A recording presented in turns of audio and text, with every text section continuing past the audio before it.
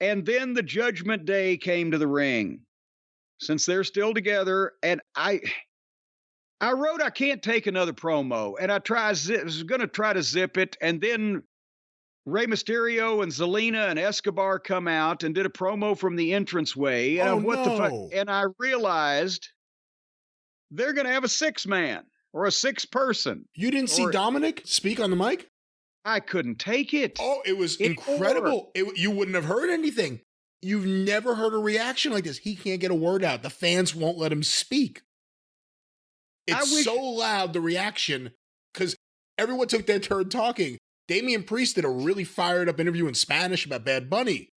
Finn Balor is, Finn Balor. Rhea's great. They go to Dominic to speak. Everyone gets their turn. And the crowd got so loud he couldn't get a word out. It was incredible. He's got the most heat there. I wish the crowd would do that for all of these interviews until they can teach some of these people to get to the goddamn point. Can you imagine what I would have done in my day, back in my day, if they said, okay, Cornette, you and so in the opening promo, now let's keep this under 20 minutes. It would be like those promos you did on Fort Worth TV, but they said go slower. Oh, yeah, they wouldn't let me talk fast because they were like, wait, you did all the material in 8 minutes. We had it down for 20. Good, I got it out of the way, so let's have some fucking action. Anyway, so they do a 6-person, Rey, Escobar, and Zelina against Dominic, Rhea, and Priest. And again, I wouldn't have skipped the Judgment Day promo had there not been 2 fucking hours of talking in front of it. So then I think, okay, Rhea Ripley starts this match with Zelina Vega. And I'm okay, I'll watch this. And they go 20 seconds, and then the men got in. And within 2 minutes, they'd gone to the break.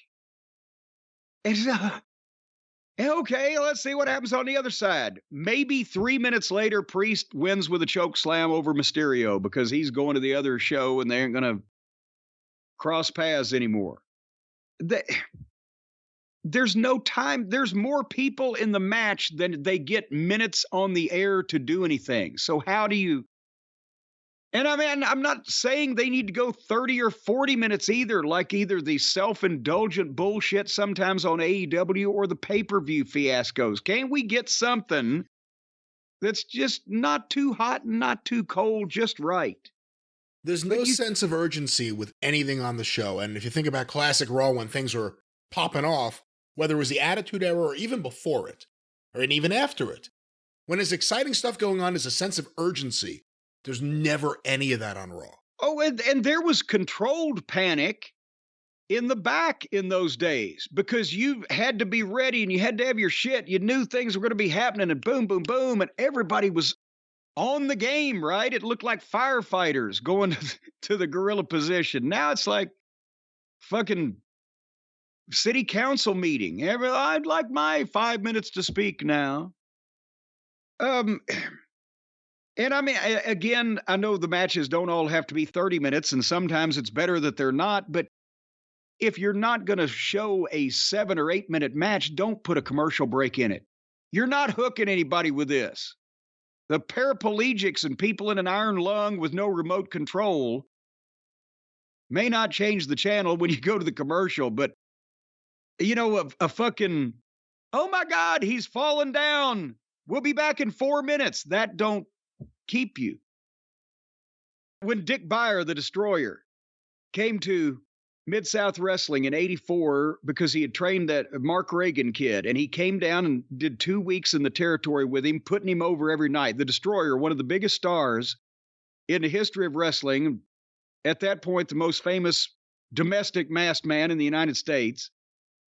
And he every night was in the opening match putting over a kid that nobody had ever heard of because he trained him and he was a businessman.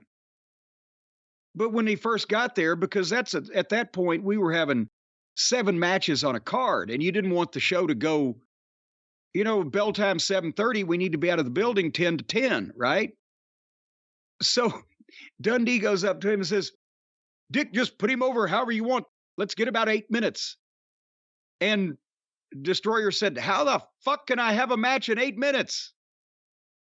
He said, okay, well, just get it right then. So he went out and went 18 minutes with this kid, tore the house down, and he was a master of psychology, but 18 minutes, the opening match. And this happened the next 2 or 3 nights. And then finally, they cut the time limit down to 15.